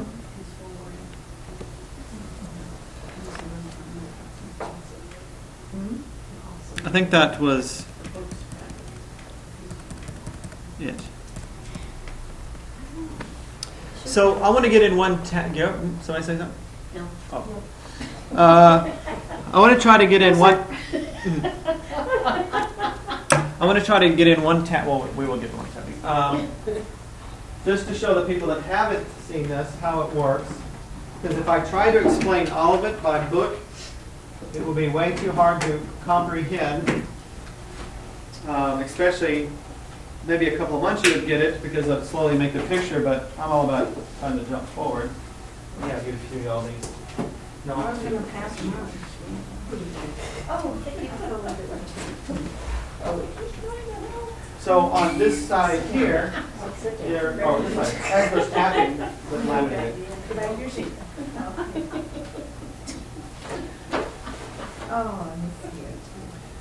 So does somebody want to come up and work on a particular thing? It could be physical, mental, emotional, doesn't matter. Me. Okay. Just have a seat here. Can I record this or do you want me to turn it off? It doesn't matter to me. Okay. I'll leave it on. And if we need to, we can turn it off. So the stuff we've been exploring in Thursday's group, I'm going to try to bring in because what I want to do is I don't want to dumb myself down and try to teach at a limited level. So I'm going to, somebody comes up here, I want to zap as much as I can and not play around. So, and what we're doing in the group is we're looking at every physical, mental, emotional issue as an echo of, and Mary Ellen got me the word echo. I love that word now. She mentioned that a couple of weeks ago. I was like, echo, I really like that word because everything in the, because echo also has that concept of a wave. How some submarines actually find out where they are by the echo coming back, right? So we can know where we are, and this goes back to what Marcia was saying, is, what if you don't remember that stuff from childhood? It doesn't matter, because the echo is still here, right? And the echo will be here until we lose the charge. So, whatever she presents, I want you to keep in mind that it is an echo of some kind of consciousness misalignment. And if we remove the charge within that consciousness, it's making her be less conscious. So instead of being 100% aware, and the echo's coming back to make her more aware, but you got to be aware what the echo's doing to be aware, as well as a paradigm crappy thing. Then it makes us go deeper. And the whole Your Body, Your Friend is giving you the different maps, like the muscles and things like that, to see what the echoes are. Because once you see what the echoes are, it makes it much more sense to find out what the real issue is. Because if everything else is just the echo, it's whatever shows up on the screen, I can't beat the hell out of the screen, right? No, I have to change the hard drive, and the hard drive is her consciousness. Does that make sense? So, and somebody can just kind of write down, if you don't mind, somebody just kind of, so what is, so physical, mental, emotional? Physical, what's physical going? My left shoulder. Left shoulder, okay. So, like I said, we're going to play full, even though y'all don't have all the maps, I'm going to give you a little head start here. And since some of us have already played with some of these people here, I like to be more of the type of teacher that makes people step up. I don't want to do it for everybody. So left side is what? Female, feminine. Okay. What's the shoulder relate to? Burdens and responsibilities. The way to remember that is Atlas, right? And there's tons of what I call collectives from the reflective, like Hulk to me is a collective reflective, and angry, right? Green. So the Atlas is this guy that's holding up the world. And really, Atlas does not like that job because, you know, he's being punished. He's chained to the earth, okay? So it's not that shoulders are bad. Whenever an issue shows up, it's showing the negative aspect related to whatever it is. So when we have responsibilities, okay, responsibilities can become burdens when we have certain ways of looking at it. So the left side is femininity, and the shoulders represent burdens or responsibility. So right now, just the echo, we already have quite a bit of information, right? More than just saying it's my left shoulder. Does that make sense? What? Anything else? The lower back. Okay. Right in the center or more to the left where you touch? More to the left. So again, left side, okay? And she's touching the low back. And what is low back? Support. Support, okay?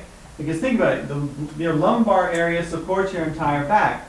So that means, and when low back issues show up, there's some kind of issue around support. And that support can be physical support, it can be mental emotional support, it can be monetary support, it can be lots of things. So right now, the echoes that's being presented, there's some issues about her not feeling supported in her way of being responsible and carrying something. Does that make sense to you? Yes. What? Oh, there we go. It's an echo, right? So, and that's just how the world works, right there. Period. To sum it all up. So we're going to tap on the physical issues, but we're also going to blend in what's really going on. Okay? Because this is an echo. So the echo is showing, it's just an imagery, a vibration of what the real issue is, right? So we can tap on that, and that's like the pruning. You know, it's like I've cut off this, but like Jim said, if it's a weed, it grows fast. So if we tap on the shoulder and we really cut it down as far as we can, but that issue is still there, that shoulder pain will grow back, right? That same pattern will reappear. I remove that cancer. If I don't remove the root of the cancer, that cancer will regrow. Does that make sense? That's it in a nutshell. That's to me, if I had to sum up how things happen in the world, that's it. So we have to get as much of the root out as possible. So I'm going to start basic, and then we'll add more to it. And this is the phrase, is we're acknowledging the negative. We're not covering over. We're not turning on the TV to ignore it. We're not drinking something or smoking something to ignore it. We're looking at it and then stating something positive. Although I have this shoulder pain, Although I have this shoulder pain, I accept myself. I accept myself. And you can also say I'm okay, or I love myself. I like accept myself, or I'm okay, because some people have issue with saying I love myself. So, although I have this burden Although I have this burden that I'm carrying, I accept myself. I love and accept myself. Good. Although it feels Although I feel like I'm carrying this burden like I'm carrying this burden all by myself, all by myself, I accept myself. I love and accept myself. Does that make sense what I just said? Yes. Good. So, right there, it fit too. You know, she gave me validation that the echo is true. And you'll find that all the time. If you know, because shoulders mean different things, but if you play with it and you tweak it just right, the echo will always match what's really going on. Which is another, which excites me about what I like to do, because it's just more validation. So, and then what happens is I just use my intuition that comes in, okay? So, although I feel stuck, Although I feel stuck, supporting, I accept myself. I love and accept myself. Although I feel stuck, Although I feel stuck, supporting, I accept myself. I love and accept myself. So I get images in my head, and what I'm seeing, I'm just going to tap as I talk about this. I see her like a front of like these cathedrals that have the pillars. So she's a pillar. She's one of these pillars in this, this beautiful Colosseum. She's a pillar. So she's helped holding up the building. So it's a pretty building, but it sucks because she's not free to move around. Does that make sense? So it's like stuck being a pillar, holding up this thing. I'm stuck. That's where I'm going with my feeling. Feeling stuck. Feeling stuck And unsupported. and unsupported. So she's supporting the building, and she's getting tired. Like sometimes you'll see, like with trees, you'll add support to them if they're not feeling really, they're starting to feel kind of tired and weak. You add support to it, right? So she's kind of being tired of being in this supportive position, or it's draining her in some way, and she's needing or feeling like she would like some support too. Does that make sense? Okay. That's what it is. Yeah. Feeling stuck. Feeling stuck, Feeling stuck. feeling stuck. Although I feel Although I feel I'm stuck I'm stuck, supporting the world, supporting the world, I accept myself. I love and accept myself. I'm just going to the different fingers and the different points that are on that chart. If you're looking at the chart, the number sequence is off to the right side. The lines get a little muddled just because I have to crisscross them and do things like that. But after you do it a couple of times, you tend to memorize basically. So now we're on large intestine. Feeling stuck and restricted. Feeling stuck and restricted, Feeling stuck and restricted. feeling stuck and restricted. So I'm just kind of guided to put my hand up here. You don't have to, but follow your gut when you get it. So I'm not consciously sending energy in, but just by touching you do automatically. It's the way it works. So now I'm getting this in my head as soon as I touch this area.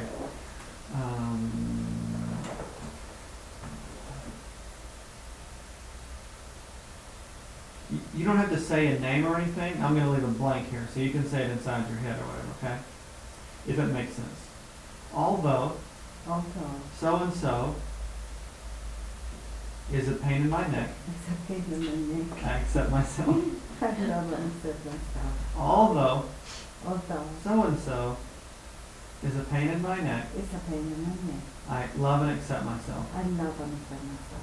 Although I feel Although I feel that this person that this person is asking more is asking more than they are giving, than they are giving, I accept myself. I accept myself. I love and accept myself. So what I'm getting is, it's like a relationship. She's supporting and doing this part, but then there's, on a deep level, she's feeling like the support is not coming back. So it's not a mutual relationship. And in a relationship, it needs to be mutual, or it just doesn't last very long. Or one person winds up with all the load, and they get crushed, right?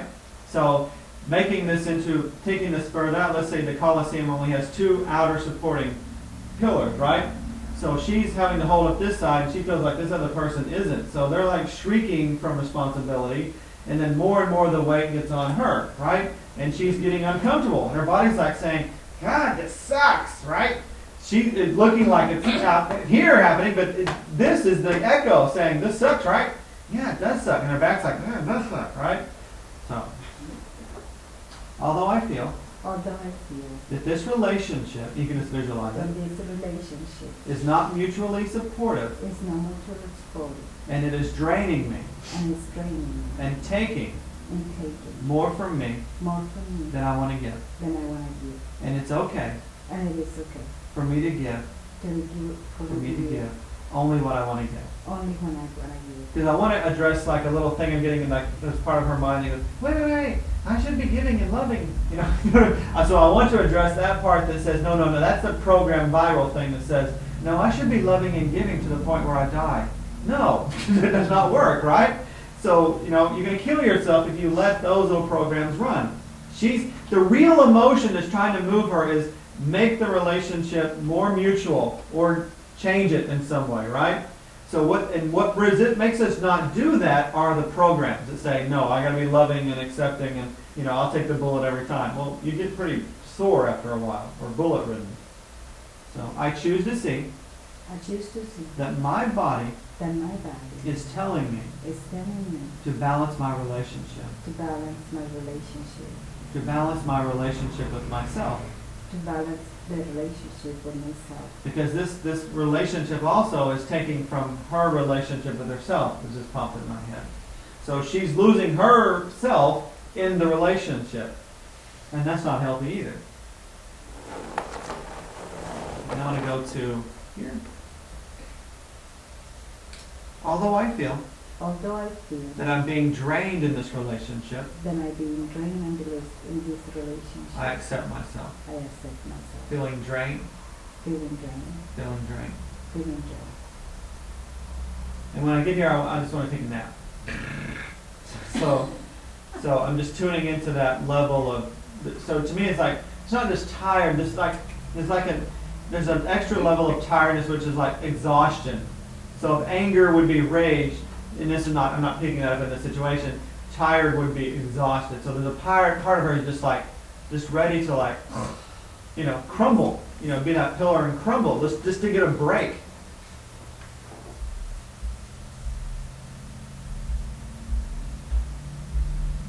Tired of holding up Tired of holding on this heavy relationship. this heavy relationship. Tired of holding up Tired of holding on this heavy relationship. this heavy relationship.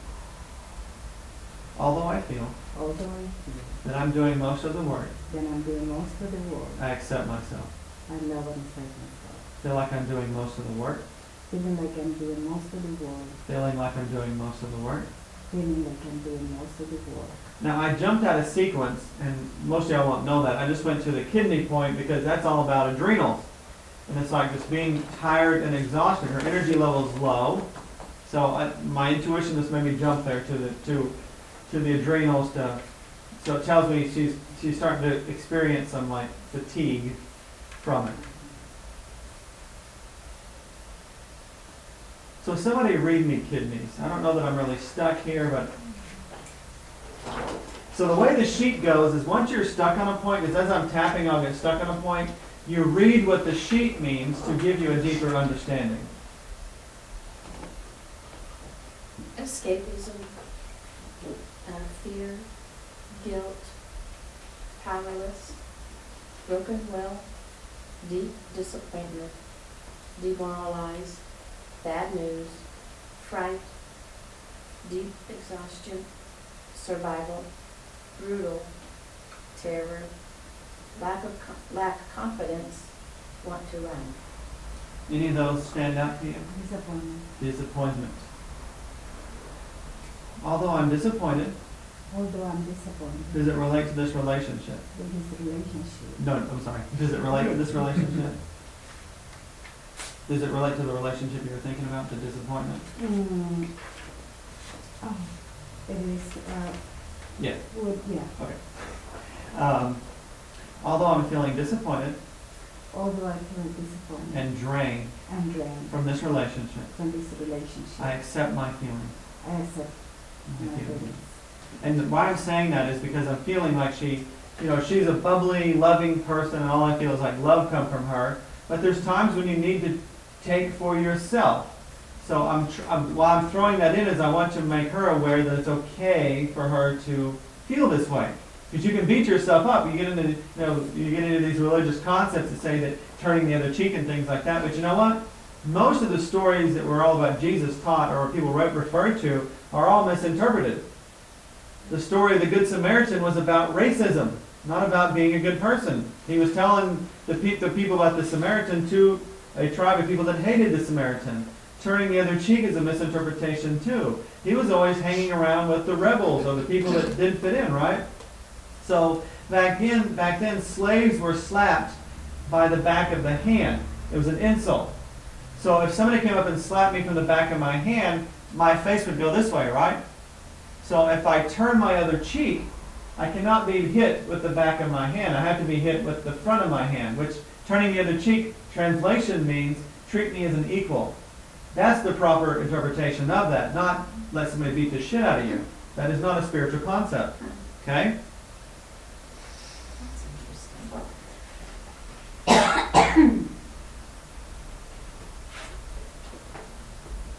Disappointed and drained.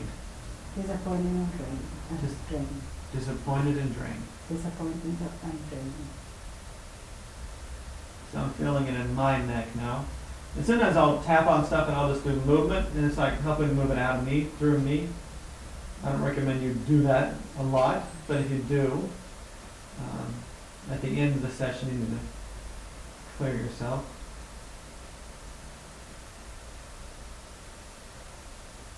Feeling stuck in a situation Feeling stuck in a situation. that I'll be drained in forever.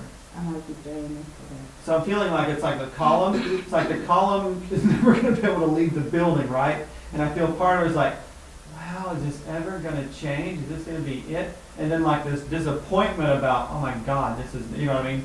Just like nothing to look forward to. This isn't what I thought it would be. Yeah. It's just, here I am. Feeling trapped, Feeling trapped, under pressure. under pressure. Feeling trapped, Feeling trapped, under pressure. under pressure. Disappointed, Disappointed and drained. and drained.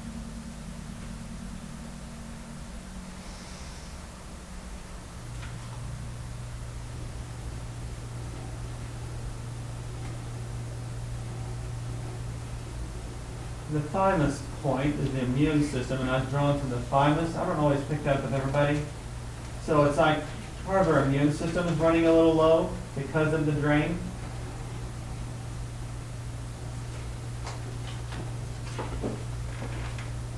You could read triple warmer. Triple warmer is not directly directed towards the immune system, but it involves the immune system. So if somebody reads triple warmer.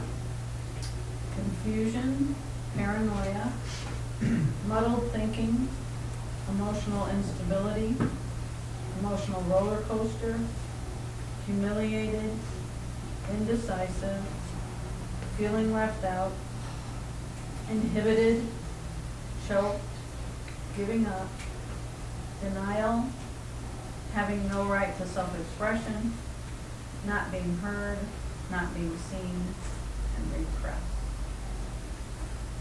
So as soon as I started reading that, my throat, I just cleared my throat. And a lot of, so as she read that, what stuck out to my mind were a lot of them related to self-expression. So to me, it's like she's trapped in a situation where she can't get her point across to get the reciprocation she needs. Does that make sense? Yeah. Yeah. So like that response is a great one because you know you hit the right. So although I feel like I'm beating my head like I'm beating my head against the wall against the wall and not getting anywhere, and not getting anywhere. I accept myself. I accept myself.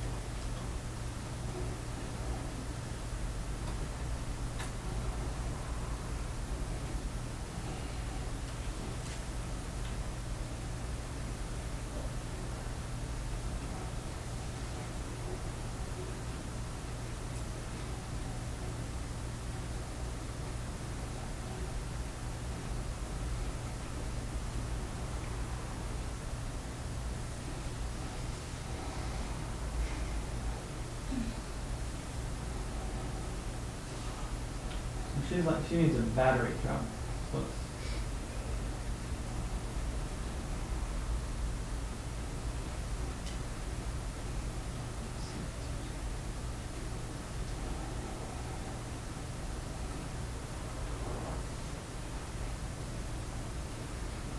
So nothing's coming to me. I'm just tapping on this area here, which is like recharged battery, immune system, heart chakra.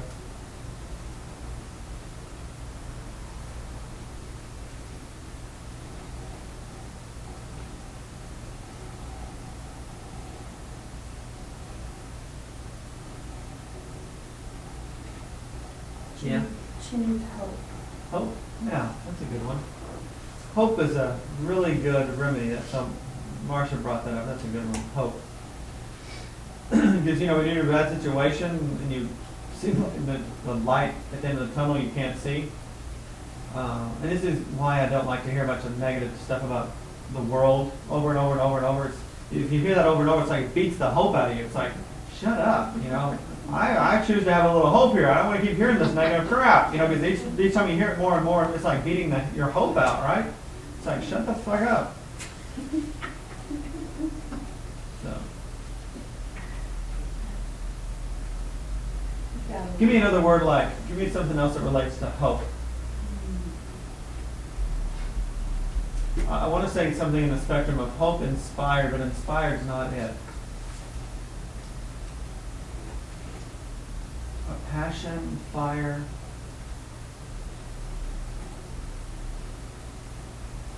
See, we're in the heart, the fire area. It's like the drained her fire.